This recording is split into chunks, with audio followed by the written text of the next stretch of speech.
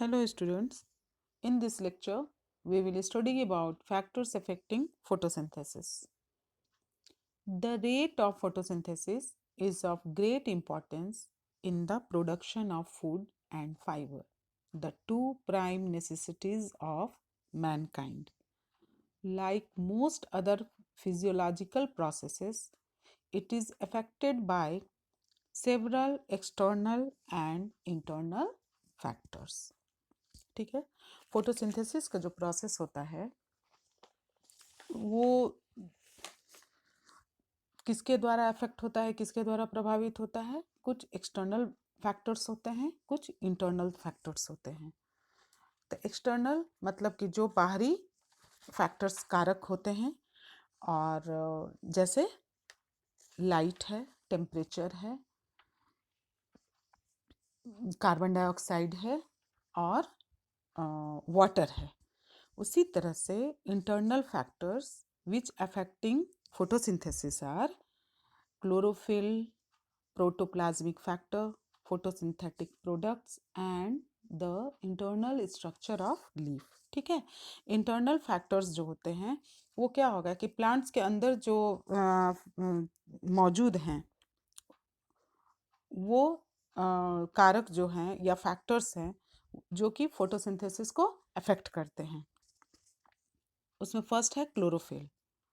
Of the internal factors, chlorophyll is the most important because light energy is trapped by only this substance.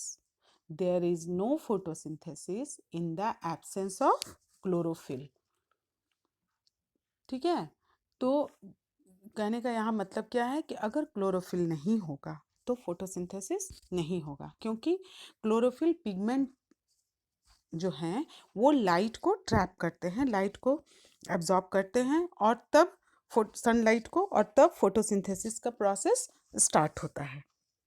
अगर external factors present हैं और chlorophyll जो कि internal factor है, जो कि मोस्ट इम्पॉर्टेंट है, अगर वो नहीं प्रेजेंट है तो वहाँ फोटोसिंथेसिस की क्रिया जो है वो नहीं होगी।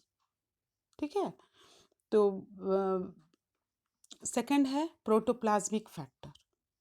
Certain factors which affect the rate of photosynthesis are known to be present in the protoplasm. ठीक है, जो प्रोटोप्लाज्म में फैक्टर्स प्रेजेंट हैं कुछ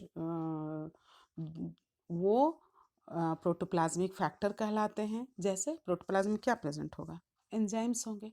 तो these factors are probably enzymatic in nature because if the temperature is raised, कि अगर temperature raised करता है, बढ़ता है above 35 degree Celsius, the rate of photosynthesis decreases. ठीक है, and at very high temperatures the capacity for photosynthesis is lost. और उससे भी ज़्यादा टेम्परेचर होगा तो फोटोसिंथेसिस की जो कैपेसिटी है वो लॉस्ट हो जाएगी। तो similar effects are observed at high light intensities. ठीक है, उसी फिर नेक्स्ट फैक्टर है फोटोसिंथेटिक प्रोडक्ट्स। अब ये क्या हो गया कि जो फूड खाना बनता है फोटोसिंथेसिस के प्रोसेस के दौरान जो खाना बनता है तो वो भी फोटोसिंथेटिक प्रोडक्ट्स कहलाते हैं और वो फोटोसिंथेसिस को अफेक्ट करते हैं। When sugar is manufactured at a more rapid rate, ठीक है, then it is transferred from the cell, it accumulates in the mesophyll cells। ठीक है, वहाँ वो जमा हो जाता है। तो with the accumulation of the products of photosynthesis in mesophyll cells there is decrease in their photosynthetic rate। mesophyll cells में एक तो अगर वहाँ पर जो क्या होता है, इसका जो खाना बनता है शुगर के रूप में होता है, जो कि स्टार्च के रूप में होता है प्रेजेंट, अगर वो एक्यूमुलेट हो गया, वहाँ पर जमा हो गया, तो अगर मेसोफिल सेल्स में, तो क्या होगा कि फोटोसिंथेटिक रेट जो है, जो फोटोसिंथेसिस का जो प्रोसेस है वो डिक्रीज करेगा। Concentration of these products in the cells increases the rate of respiration. Moreover, sugar is stored in the form of starch, and the accumulation of starch on chloroplasts reduces their effective surfaces and the photosynthesis slow down. ठीक है, वो sugar जो है वो starch के form में होता है, और जब स्टार्च अगर क्लोरोप्लास्ट पर जमा हो जाएगा तो क्या हो जाएगा, उसका फोटोसिंथेसिस का जो वो है रेट है वो कम हो जाएगा. ठीक है. नेक्स्ट है internal structure of leaf. Diffusion of carbon dioxide in the leaf is affected by its structural features. ठीक है. These include size of stomata, their position and behavior, and amount of intercellular species. अब क्या है कि carbon dioxide का diffusion होता है leaf में, वो किसके द्वारा अफेक्ट होता है, उसके लीफ के स्ट्रक्चरल फीचर्स के द्वारा वो अफेक्ट होता है. तो उसमें क्या होता है, क्या क्या आता है लीफ में, क्या क्या प्रेजेंट होता है, स्टोमेटा प्रेजेंट होता है, उनका पोजीशन, उनका behaviour and amount of intercellular spaces, cell के बीच में जो स्पेस होते हैं, अरेंजमेंट ऑफ सेल्स जो होते हैं और उनके बीच में जो स्पेस होते हैं उसको इंटरसेल्यूलर स्पेसेस कहते हैं.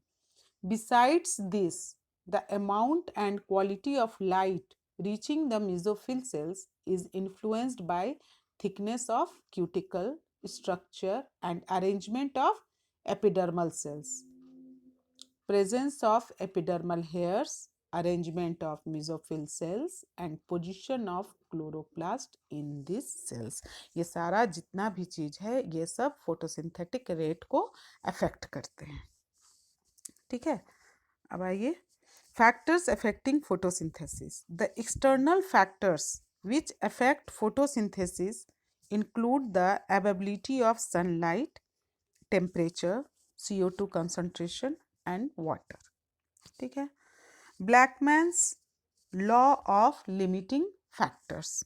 अब ये क्या है, तो ब्लैकमैन ने 1905 में, ठीक है, एक limiting principles of limiting factor के बारे में मतलब मैंने उसको कहते हैं, क्या कहते हैं, जो जिस लॉ को ब्लैकमैन्स ने बनाया था, तो लॉ ऑफ लिमिटिंग फैक्टर कहलाता है वो. तो ये क्या है, तो if a chemical process is affected by more than one factor then its rate will be determined by the factor which is nearest to its minimal value. It is the factor which directly affects the process if its quantity is changed. ये क्या है, तो ये Blackman ने 1905 में अपना ये मत व्यक्त किया था कि जब कोई भी जो प्रोसेस होता है उस पर एक साथ बहुत सारे फैक्टर का प्रभाव पड़ता है, तब उस प्रोसेस की का जो उसका जो कहते हैं कि रेट जो होता है वो कम मात्रा वाले, जो कि यहाँ मिनिमल है ना, मिनिमल वैल्यू के फैक्टर्स जो होते हैं उसके प्रभाव पर निर्भर करती है. और इस फैक्टर का कि अगर उसका क्वांटिटी को बढ़ा दिया जाए, अगर तो उससे क्या हो जाता है कि उस प्रोसेस का रेट को बढ़ाया जा सकता है. तो इसी फैक्टर को लिमिटिंग फैक्टर कहते हैं. जैसे समझे, कहने का मतलब है कि अगर लाइट है, कम लाइट है, तो रेट ऑफ फोटोसिंथेसिस क्या होगा, कम होगा. जैसे जैसे सनलाइट बढ़ता है, क्लोरोफिल लाइट को ट्रैप करता है, तो फोटोसिंथेसिस जो है वो एक्टिवली होने लगता है. ठीक है, तेजी से होने लगता है. तो इसी चीज़ को यहाँ मैंने जस्ट ये एग्जांपल के तौर पे मैं अभी बता रही हूँ. तो जैसे कि अगर फोटोसिंथेसिस में, ठीक है, फिर और एक और एग्जांपल के द्वारा आप समझ सकते हैं इस चीज़ को कि फोटोसिंथेसिस में अगर जितने भी फैक्टर्स हैं, फोटोसिंथेसिस के क्या क्या उसमें कौन कौन से फैक्टर्स होते हैं, लाइट होता है, मैंने एक्सटर्नल इंटरनल दोनों मिला करके, लाइट है, क्लोरोफिल है, कार्बन डाइऑक्साइड है, ठीक है, वाटर है। तो सबको मिलाकर अगर सारे फैक्टर्स में अगर कार्बन डाइऑक्साइड का जो अमाउंट है वो कम है, ठीक है, तो अगर कार्बन डाइऑक्साइड का अमाउंट को बढ़ा दिया जाए, उसके क्वांटिटी को बढ़ा दिया जाए, तो फोटोसिंथेसिस जो है जिसको कि हिंदी में प्रकाश संश्लेषण कहते हैं, तो वो भी अधिक होगा। तो यहाँ लिमिटिंग फैक्टर कौन है, तो लिमिटिंग फैक्टर कार्बन डाइऑक्साइड है, ठीक है। तो ये आप इस एग्जाम्पल के द्वारा इसको समझ सकते हैं।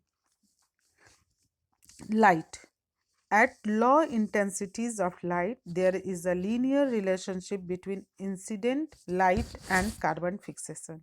At high intensities of light the rate does not show further increase because other factors become limiting, ठीक है।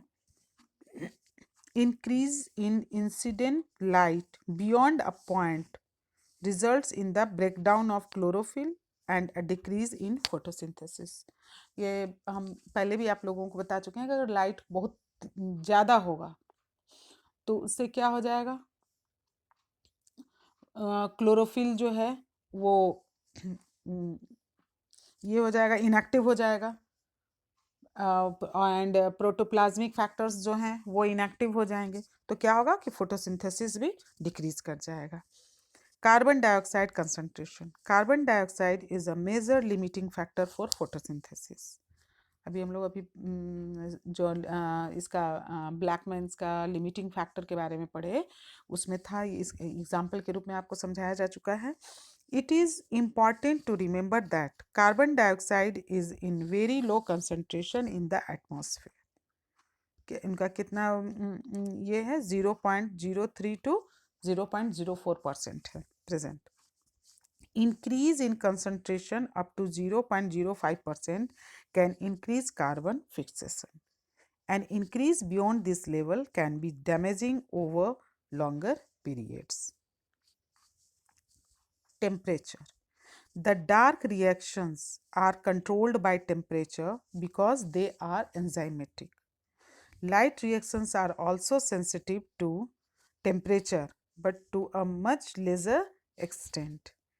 The C4 plants have a much higher temperature optimum than C3 plants. The temperature optimum for a particular plant also depends on its natural habitat. Tropical plants have a higher temperature optimum than temperate plants. तो इस तरह से temperature जो है वो भी affect करता है, ठीक है, इसको किसको, फोटोसिंथेसिस के रेट को। Water, the effect of water is more on the plant rather than directly on photosynthesis. Water stress results in closing of stomata and thus in reduced availability of CO2. Water stress also leads to wilting of leaves. Wilting of leaves means reduced surface area and reduced metabolic activity in leaves, ठीक है। तो इसमें क्या है, जो photosynthesis जो होता है उसमें यहाँ तो प्लांट के बारे में जानते हैं कि रूट जो है वो वाटर एब्जॉर्ब करता है। अब उसका तो कंटिन्यू प्रोसेस है कि उसको वाटर एब्जॉर्ब करना है सॉइल से, कितना उसके नीड्स है उसको ये नहीं पता है, तो कंटिन्यूटी है वाटर एब्जॉर्ब करने का। और वो स्टोमेटा के थ्रू जितना भी पानी एब्जॉर्ब करता है वो स्टोमेटा के थ्रू प्लांट से, मैंने ट्रांसपिरेशन, स्टोमेटा जो लीफ में प्रेजेंट होता है तो वो खुलता है और बंद होता है, तो वो लाइट के प्रेजेंस में होता है। तो इससे क्या होता है, जो एक्सेस वाटर होता है वो लीफ के द्वारा, स्टोमेटा के द्वारा वो बाहर निकाल दिया जाता है, ठीक है। और गैसियस एक्सचेंज भी होता है इसमें। तो और ये चीज़ ध्यान देने का है कि टोटल जितना भी पानी रूट एब्जॉर्ब करता है उसका फोटोसिंथेसिस में सिर्फ 1% ही यूज में आता है। ठीक है, फोटोसिंथ और क्या होता है जब अगर पानी कम हो जाएगा तो क्या होगा, स्टोमेटा बंद होने लगेगा और इस तरह से क्या होगा कि कार्बन डाइऑक्साइड का डिफ्यूजन भी कम होने लगेगा। तो और इसके कारण क्या होगा कि फोटोसिंथेसिस का रेट भी जो है वो कम हो जाएगा। तो इसलिए ये सारे फैक्टर्स जो हैं वो एक दूसरे पे डिपेंड करते हैं और ये फैक्टर्स जो हैं वो फोटोसिंथेसिस के प्रोसेस को अफेक्ट करते हैं। ठीक है, अब ये चैप्टर यहीं पे ख़त्म होता है। Thank you.